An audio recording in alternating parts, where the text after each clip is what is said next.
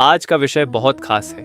गीता में लिखा है, इन 5 सपनों को गुप्त रखना, वरना लक्ष्मी जी नाराज हो सकती हैं। जी हाँ, शास्त्रों में नहीं, स्वयं गीता में भी संकेत मिलता है कि कुछ सपने ऐसे होते हैं जिन्हें कभी किसी से साझा नहीं करना चाहिए, वरना आपके घर की लक्ष्मी आपके भाग्य से रूठ सकती है। प्रेमानंद जी महाराज भी कहा करते हैं, सपने ईश्वर के संदेश होते हैं, उन्हें व्यर्थ में दुनिया को मत दिखाओ। तो आज हम समझेंगे कौन से 5 सपने हैं जो अगर आपने किसी को बता दिए तो आपकी किस्मत रुक सकती है। हुक। इनमें से एक सपना ऐसा है जो अगर आपने किसी को बता दिया तो आपकी जेब से पैसा ऐसे गायब होगा जैसे पानी रेत में। और हाँ दोस्तों, अगर आप सफल जीवन के एक 100 गुप्त टोटके वाली मेरी बुक चाहते हैं तो स्क्रीन पर दिख रहे नंबर पर व्हाट्सएप करें। सिर्फ 200 रुपये में PDF रूप में मिल जाएगी। पर ध्यान रहे, मैं धीरे धीरे इसकी कीमत बढ़ाने वाला हूं, इसलिए अभी का समय सबसे सही है। जय श्री कृष्ण। अब वीडियो शुरू करते हैं। आज हम बात करेंगे उन 5 सपनों की जिनके बारे में कहा गया है कि अगर आप उन्हें किसी को बता दें तो माँ लक्ष्मी जी नाराज हो सकती हैं। श्रीमद् भगवद गीता में भगवान श्री कृष्ण ने कहा है, जो व्यक्ति अपने शुभ संकेतों को गुप्त रखता है वही सच्चा साधक है। यानी कि सपने, संकेत और शुभ अनुभव, ये सब केवल आपके और ईश्वर के बीच का संवाद है। इन्हें सबको बताना अपने भाग्य के बीज को खो देना है। पहला सपना, सोने, चांदी या रत्न देखना। अगर आपको सपना आता है जिसमें आप सोना, चांदी या कोई रत्न देखते हैं तो यह बहुत शुभ संकेत होता है। गीता के अनुसार ये संकेत आर्थिक उन्नति और मान लक्ष्मी के आने का सूचक है। परंतु अगर आपने यह सपना किसी को बता दिया तो वह ऊर्जा, वह आशीर्वाद बिखर जाता है। प्रेमानंद जी महाराज कहते हैं, ईश्वरीय संकेत को लोगों की नजर से बचाओ, वरना नजर लग जाती है भाग्य को। इसलिए अगर ऐसा सपना आए तो सुबह उठकर भगवान श्री कृष्ण को प्रणाम करें और मौन रहें। किसी को न बताएं, बस उस संकेत के अनुसार कर्म करें। अगर आपने ये सपना किसी को बता दिया तो जिस हाथ में धन आना था वही हाथ खाली रह जाएगा। दूसरा सपना, पानी या नदी पार करना। अगर आप सपने में नदी या समुद्र पार करते हैं तो ये आपके जीवन में आने वाले कठिनाइयों के अंत का संकेत है। ये सपना बताता है कि आपके जीवन की बाधाएं अब समाप्त होने वाली हैं। परंतु अगर आपने यह सपना किसी को बता दिया तो आपके जीवन के मार्ग में फिर से रुकावटें आ सकती हैं। गीता में भगवान श्री कृष्ण कहते हैं, जो अपने कर्मों की साधना को गुप्त रखता है वही सफल होता है। यानी जो अपनी यात्रा के संकेतों को चुपचाप स्वीकार करता है वही मंजिल तक पहुंचता है। इसलिए इस सपने को गुप्त रखना अत्यंत आवश्यक है। अगर आपने ये सपना किसी को बता दिया तो सफलता की नाव बीच में डूब सकती है। तीसरा सपना, देवी देवताओं का दर्शन। अगर किसी दिन आपको श्री कृष्ण, लक्ष्मी जी या किसी देवी देवता का दर्शन सपने में होता है तो यह अत्यंत शुभ है। यह संकेत होता है कि आप पर ईश्वर की कृपा दृष्टि पड़ने वाली है। परंतु बहुत लोग गलती से यह सपना सबको बता देते हैं। प्रेमानंद जी महाराज कहते हैं, ईश्वर का संदेश अगर आप लोगों की चर्चा में डालते हैं तो वह आशीर्वाद वाणी से निकलकर वायुमंडल में खो जाता है। इसलिए ऐसे सपनों को गुप्त रखिए, उन्हें अपने हृदय में सहेजिए। उस दिन पूजा जरूर करें और ईश्वर का आभार व्यक्त करें। देवता का सपना आया और आपने बताया तो वो कृपा जो आपकी थी किसी और की हो सकती है। चौथा सपना, घर में दीपक या रोशनी जलती देखना। अगर आप सपने में दीपक जलता हुआ, मंदिर का प्रकाश या रोशनी फैलती हुई देखते हैं तो समझ लीजिए कि आपके जीवन से अंधकार हटने वाला है। लक्ष्मी जी का संकेत होता है कि घर में समृद्धि आने वाली है। परंतु अगर आपने यह सपना किसी को बता दिया तो वह समृद्धि देर से या कभी नहीं आती। गीता कहती है, गुप्तम साधकम कार्यम सिद्धिम अवश्यम लभते। जो अपने शुभ कर्मों और संकेतों को गुप्त रखता है उसे सिद्धि अवश्य प्राप्त होती है। इसलिए ये सपना आए तो बस माँ लक्ष्मी का धन्यवाद करें और मौन रहें। दीपक का सपना दिखा पर आपने बताया तो वो प्रकाश लौट सकता है अंधकार में। पांचवा सपना, किसी मृत व्यक्ति को खुश देखना। अगर किसी रात आपको अपने पूर्वज या किसी मृत आत्मा का दर्शन होता है और वे मुस्कुराते या प्रसन्न दिखते हैं तो यह बहुत शुभ संकेत है। ये बताता है कि आपके पितृ प्रसन्न हैं और अब धन, संतान या यश की प्राप्ति होने वाली है। परंतु इस सपने को कभी किसी को न बताएं, क्योंकि जब आप ऐसा करते हैं तो वह आत्मिक ऊर्जा जो आपको आशीर्वाद देने आई थी खो जाती है। प्रेमानंद जी महाराज कहते हैं, पूर्वजों के संकेत को रहस्य रखना ही उनका सच्चा सम्मान है। अगर आपने पितृ का सपना बताया तो आशीर्वाद की जगह जीवन में बाधाएं आने लगती है। इसलिए दोस्तों याद रखिए, हर सपना सिर्फ एक संकेत है, कोई मनोरंजन नहीं। भगवान श्री कृष्ण ने गीता में यही सिखाया है कि संकेतों को समझो परंतु प्रचार मत करो। जो व्यक्ति अपने सपनों, योजनाओं और संकेतों को गुप्त रखता है वही जीवन में सफलता और धन दोनों पाता है। क्या करना चाहिए जब ये 5 सपने आए और कैसे आप इन संकेतों को अपने भाग्य बदलने वाले कर्मों में बदल सकते हैं। अब बात करते हैं कि जब ऐसे सपने आए तो क्या करें ताकि उस संकेत का पूरा लाभ मिले और ईश्वर की कृपा स्थिर बनी रहे। पहला कदम मौन और आभार। प्रेमानंद जी महाराज कहा करते हैं, सपना ईश्वर की भाषा है और मौन उसका उत्तर। इसलिए जब आपको कोई शुभ सपना आए, वो जैसे सोना, देवी देवता या प्रकाश देखना, तो सबसे पहले सुबह उठकर मौन रहें। किसी से बात करने से पहले भगवान श्री कृष्ण या मां लक्ष्मी का नाम लें और उनके चरणों में आभार प्रकट करें। मौन रहने से आपका सपना ऊर्जा के रूप में स्थिर होता है और उसका असर लंबे समय तक बना रहता है। अगर आप तुरंत किसी को बता देंगे तो वह ऊर्जा वायु में विलीन हो जाती है। जिसने मौन साध लिया उसने अपने भाग्य को पकड़ लिया। दूसरा कदम जल अर्पण और संकल्प। अगर सपना देवी देवता, पितृ या नदी से जुड़ा है तो अगले दिन सुबह तांबे के लोटे में जल लेकर सूर्य देव को अर्पित करें। साथ ही मन कहें, हे प्रभु, जो संकेत आपने दिया है उसे समझने और निभाने की शक्ति मुझे दीजिए। गीता में श्री कृष्ण कहते हैं, श्रद्धावान मनुष्य ही संकेतों की भाषा समझ सकता है। इसलिए जल अर्पण से आपके मन की श्रद्धा जागृत होती है और सपना साकार रूप लेता है। सपनों के संकेत तभी फलीभूत होते हैं जब उन पर श्रद्धा का जल चढ़ाया जाए। तीसरा कदम पूजा और सात्विकता बनाए रखें। अगर आपको कोई शुभ सपना आया है तो उस दिन घर में दीपक जलाएं, अगरबत्ती लगाएं और मां लक्ष्मी या श्री कृष्ण की आरती करें। यह केवल कृतज्ञता नहीं है बल्कि उस ऊर्जा को स्थिर करने की प्रक्रिया है। प्रेमानंद जी कहते हैं, सपना शुभ तभी होता है जब उसके बाद साधक अपने वातावरण को शुद्ध रखे। इसलिए उस दिन किसी से झगड़ा, कटु वचन या नकारात्मक विचार न रखें। याद रखिए, सपनों की शक्ति तब बढ़ती है जब आप सात्विक जीवन जीते हैं। सपना तभी फलता है जब मन और वातावरण दोनों पवित्र हों। चौथा कदम, किसी को मत बताएं, बस कर्म करें। कई लोग गलती से शुभ सपना देखकर उसे सबको बता देते हैं, मुझे सोना दिखा, मुझे लक्ष्मी जी आए सपने में, और फिर दुखी होते हैं कि कुछ हुआ नहीं, क्योंकि जैसे ही आप बताते हैं वह ऊर्जा बिखर जाती है। गीता में कहा गया है, गोपनीयं कार्यम साधकस्य सिद्धिदायकम भवेत्। जो व्यक्ति अपने शुभ कर्मों और संकेतों को गोपनीय रखता है वही सिद्ध प्राप्त करता है।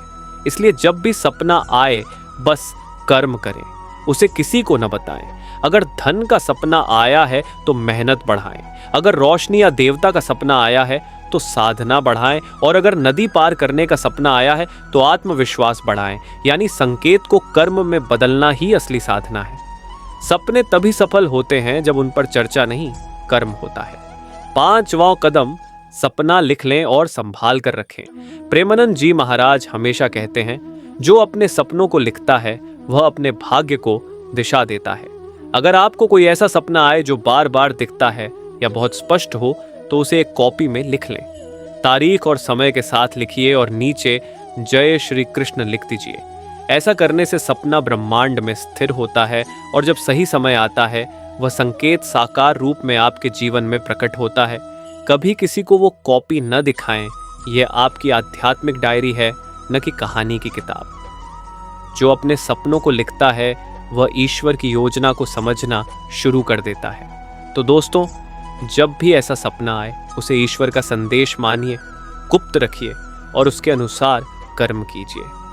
याद रखिए, लक्ष्मी जी नाराज नहीं होती उन पर जो मौन रहते हैं, बल्कि उन पर जो अपनी बातों से भाग्य को लीक कर देते हैं। कौन से सपने अशुभ होते हैं और क्या करें अगर वे बार बार दिखें? क्योंकि जहां शुभ संकेत होता है वहीं ईश्वर चेतावनी भी देता है, अवनी भी देता। अब बात करेंगे अशुभ सपनों की, क्योंकि गीता में श्री कृष्ण ने कहा है, जहां शुभ संकेत ईश्वर का संदेश होता है, वहीं अशुभ संकेत चेतावनी बनकर आता है। पहला अशुभ सपना टूटा हुआ दीपक या बुझी हुई लौ। अगर आपको सपना आए कि दीपक बुझ गया है या रोशनी अचानक खत्म हो गई है, तो यह संकेत है कि आपके जीवन में ऊर्जा या भाग्य कमजोर हो रहा है। ऐसे में डरे नहीं, बल्कि तुरंत सुबह उठकर घर में दीपक जलाएं और माँ लक्ष्मी से प्रार्थना करें, माँ मेरे जीवन का प्रकाश कभी मंद न हो। प्रेमानंद जी महाराज कहते हैं, हर बुझी लौ को साधक की श्रद्धा ही फिर से जलाती है। इसलिए डरने के बजाय श्रद्धा रखें। अगर सपना अंधकार का है तो प्रकाश आपका इंतजार कर रहा है, बस आस्था जलनी चाहिए। दूसरा अशुभ सपना गिरना या डूबना। अगर आप सपने में कहीं से गिरते हैं, फिसलते हैं या पानी में डूबते हैं, तो यह चेतावनी है कि आपके जीवन में कोई अस्थिरता या गलती आने वाली है। गीता में भगवान श्री कृष्ण ने कहा है, जो साधक मन को अस्थिर रखता है वह अपने लक्ष्य से गिरता है। इसलिए ऐसे सपने के बाद खुद को स्थिर रखें, निर्णय सोच समझ कर लें और किसी बड़े काम से पहले सात्विक भोजन और ध्यान करें। याद रखिए, ये सपना सच्चा नहीं बल्कि ईश्वर का अलार्म है। सपनों में गिरना मतलब चेतावनी, उठने का समय आ गया है। तीसरा अशुभ सपना सांप या बिच्छू का हमला। अगर आपको सपना आता है कि सांप या बिच्छू आपको काट रहा है, तो यह संकेत है कि आपके आसपास कोई व्यक्ति द्वेष या ईर्ष्या रखता है। ऐसे में किसी पर अंधा विश्वास न करें और हनुमान चालीसा का पाठ करें। प्रेमानंद जी महाराज कहते हैं, सांप का सपना कभी भय नहीं बल्कि सजगता का संदेश होता है। इसलिए यह संकेत है कि अब अपने कर्म और संगति पर ध्यान देने का समय है। सांप का सपना आया तो डरना नहीं, यह संकेत है कि जागने का वक्त आ गया है। चौथा अशुभ सपना किसी का रोना या मृत्यु देखना। अगर आप सपने में किसी को रोते, मरते या घायल देखते हैं, तो यह संकेत है कि आपके मन में कोई पुराना दुख या अधूरा कार्य आपको परेशान कर रहा है। गीता में कहा गया है, जो व्यक्ति पुरानी पीड़ा में जीता है वह वर्तमान सुख से वंचित रहता है। इसलिए ऐसे सपने के बाद सुबह उठकर गाय या पक्षियों को दाना दें, ताकि नकारात्मक ऊर्जा दूर हो सके। दुख का सपना आने का अर्थ है कि ईश्वर कह रहा है, अब बोझ उतार दो। पांचवा अशुभ सपना घर या मंदिर में गंदगी देखना। अगर आप अपने घर, मंदिर या पूजा स्थान को गंदा या बिखरा हुआ देखते हैं, तो यह संकेत है कि आपकी आंतरिक ऊर्जा असंतुलित है। ऐसे में तुरंत अपने घर की सफाई करें, मंदिर को सजाएं और AUM श्री ह्रीं क्लीं महालक्ष्मी नमः का 11 बार जाप करें। यह जाप न केवल मन को शुद्ध करेगा बल्कि लक्ष्मी जी की कृपा फिर से जागृत करेगा। अगर सपने में गंदगी दिखे तो समझो माँ लक्ष्मी संकेत दे रही हैं, सफाई बाहर नहीं भीतर करनी है। इसलिए दोस्तों याद रखिए, शुभ सपना पुरस्कार है और अशुभ सपना चेतावनी। दोनों ही भगवान श्री कृष्ण की कृपा है। बस हमें समझना है, प्रतिक्रिया नहीं देनी, क्योंकि जो संकेतों को समझ लेता है वही अपने भाग्य को बदल देता है। सपनों को वास्तविकता में कैसे बदला जाए और कैसे गीता के सिद्धांतों से आप अपना जीवन समृद्ध कर सकते हैं। और याद रखिए, अगर आप सफल जीवन के 100 गुप्त टोटके वाली बुक चाहते हैं तो स्क्रीन पर दिख रहे नंबर पर व्हाट्सएप करें। सिर्फ 200 रुपये में PDF रूप में मिलेगी। लेकिन जल्दी करें, क्योंकि मैं धीरे धीरे इसका दाम बढ़ाने वाला हूं, तो अभी का समय सबसे श्रेष्ठ है। अब बारी है सबसे महत्वपूर्ण विषय की। जब सपना शुभ हो तो उसे हकीकत में कैसे बदला जाए, क्योंकि गीता कहती है, सपना केवल कल्पना नहीं बल्कि कर्म के बीज हैं। अगर इन बीजों को सही तरह बोया जाए तो ये जीवन में सौभाग्य और समृद्धि के वृक्ष बन जाते हैं। पहला कदम संकल्प और श्रद्धा, इंटेंशन एंड फेथ। जब भी कोई शुभ सपना आता है, चाहे वह देवी देवता का हो, सोने का या प्रकाश का, तो सबसे पहले उस पर विश्वास करें। कई लोग कहते हैं सपना तो बस सपना है और इसी सोच से वे अपनी किस्मत खो देते हैं। गीता में श्री कृष्ण ने कहा है, यथा श्रद्धम ततो सिद्धि। जैसी श्रद्धा होती है वैसी ही सिद्धि मिलती है। इसलिए जब सपना शुभ लगे तो मन में दृढ़ संकल्प करें, जो संकेत प्रभु ने दिया है उसे मैं साकार करूंगा। उस क्षण आपकी ऊर्जा बदल जाती है और ब्रह्मांड उसी दिशा में कार्य करने लगता है। जिसने सपना सच मान लिया, उसने किस्मत बदलने की प्रक्रिया शुरू कर दी। दूसरा कदम, कर्म को साधना बनाएं। प्रेमानंद जी महाराज कहा करते हैं, सपना तभी फलता है जब कर्म साधना बन जाए। यानी अगर आपको सपना आता है कि धन या रत्न मिल रहे हैं, तो उस संकेत का अर्थ है कि आपके कर्मों से अब भाग्य खुलने वाला है। इसलिए आलस्य छोड़िए, अपनी मेहनत बढ़ाइए। अगर व्यापार करते हैं तो नए अवसर ढूंढिए। अगर नौकरी करते हैं तो लगन से काम कीजिए। अगर विद्यार्थी हैं तो पूरी लगन से पढ़िए, क्योंकि शुभ सपना केवल दरवाजा खोलता है, अंदर जाना आपको ही होता है। सपना मार्ग दिखाता है, पर मंजिल तक पहुंचना कर्म से ही संभव है। तीसरा कदम, आत्मशुद्धि और सात्विकता। गीता में भगवान श्री कृष्ण ने कहा, मनेव मनुष्याणाम कारणम बंध मोक्षयो। मन ही बंधन और मुक्ति दोनों का कारण है। अगर मन शुद्ध है तो हर सपना शुभ फल देगा। अगर मन अशुद्ध है तो शुभ सपना भी फलहीन हो सकता है। इसलिए अपने मन, घर और विचारों को सात्विक बनाए रखें। सुबह स्नान के बाद कुछ मिनट ध्यान करें। एयम नमो भगवते वासुदेवाय का जाप करें और किसी गरीब या भूखे को भोजन दें। इन सरल कर्मों से आपकी ऊर्जा शुद्ध होती है और सपनों की शक्ति सक्रिय रहती है। मन को साफ कर लो, सपनों के संकेत खुद मार्ग दिखा देंगे। चौथा कदम, प्रतीक को कर्म में बदलें। कई बार सपना सीधे अर्थ में नहीं आता, बल्कि संकेत के रूप में आता है। जैसे अगर आपने पानी देखा तो इसका अर्थ है भावनाओं या जीवन में प्रवाह। अगर दीपक देखा तो यह ज्ञान और सफलता का प्रतीक है। अगर देवी देवता दिखें तो यह कर्म की दिशा सही होने का संकेत है। गीता के अनुसार हर संकेत का अर्थ कर्म के माध्यम से ही समझा जा सकता है। इसलिए सपनों को केवल याद न रखें, उनके प्रतीक को अपने जीवन में उतारें। उदाहरण के लिए, दीपक का सपना देखा है तो रोज एक दीपक मंदिर में जलाएं। पानी का सपना देखा है तो जरूरतमंद को जलदान करें। देवता का सपना देखा है तो दिन की शुरुआत प्रार्थना से करें। यही गीता का सार है।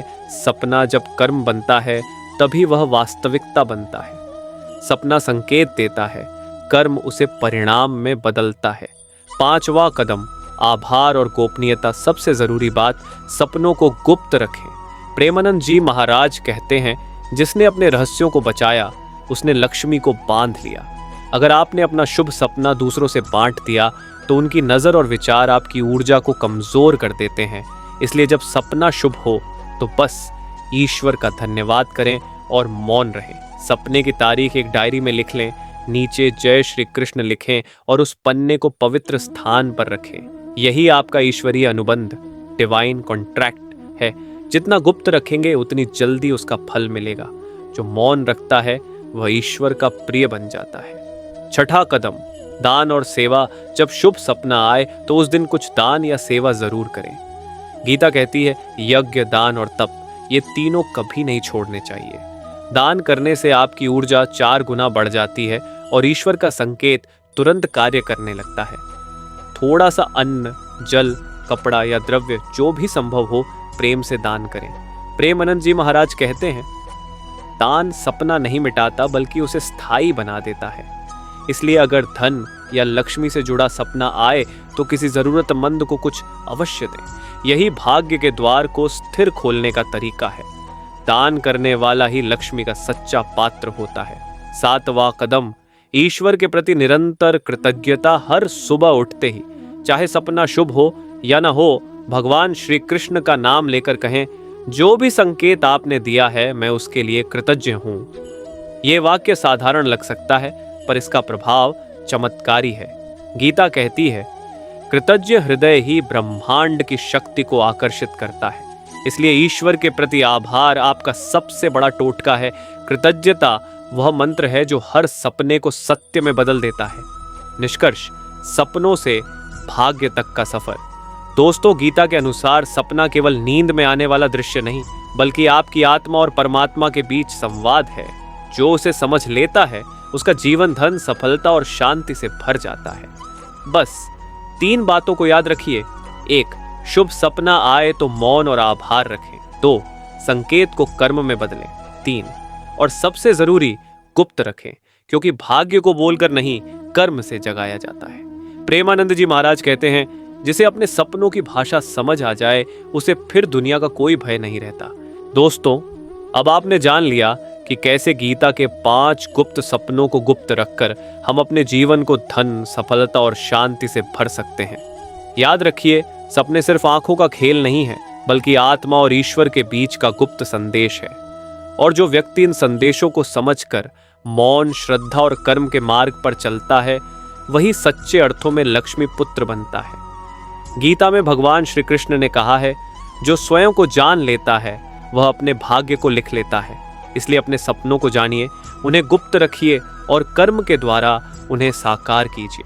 क्योंकि जब विश्वास कर्म में बदलता है तभी सपना हकीकत बनता है। और याद रखिए, अगर आप भी अपने जीवन में सफलता, धन और दिव्य ऊर्जा को आमंत्रित करना चाहते हैं तो हमारी सफल जीवन के 100 गुप्त टोटके वाली बुक जरूर लीजिए। ये किताब आपके सपनों, संकेतों और कर्मों को सही दिशा देने का गुप्त सूत्र है।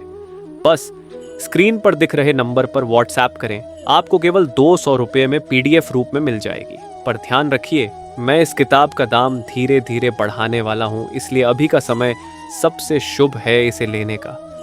शायद ये किताब ही आपका भाग्य बदलने वाला मोड़ साबित हो जाए। और अब वक्त है आज के वीडियो को यहीं समाप्त करने का। पर जाने से पहले मेरे प्यारे भाइयों और बहनों, अगर आपको ये ज्ञान अच्छा लगा हो तो वीडियो को लाइक करें, शेयर करें और चैनल को सब्सक्राइब जरूर करें, ताकि श्री कृष्ण का यह दिव्य ज्ञान और लोगों तक पहुंचे। आपका एक लाइक और शेयर किसी और की किस्मत को भी चमका सकता है। और कमेंट में जरूर लिखिए राधे राधे, ताकि पता चले कि आप भी उन लोगों में से हैं जो गीता के मार्ग पर चलकर अपनी जिंदगी बदलना चाहते हैं। और हाँ, अगर आपने मेरा पिछला वीडियो नहीं देखा तो जरूर देखिए।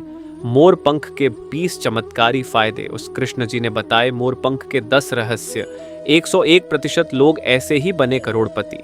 वो वीडियो आपको बताएगा कि कैसे कृष्ण जी का मोर पंख आपके घर में लक्ष्मी का वास करा सकता है और किस तरह हजारों लोग उस वीडियो के टोटकों से अपनी जिंदगी बदल चुके हैं। तो एंड स्क्रीन पर क्लिक करें, उस वीडियो को जरूर देखें, क्योंकि हो सकता है अगला करोड़पति आप ही हों। जय श्री कृष्ण, राधे राधे।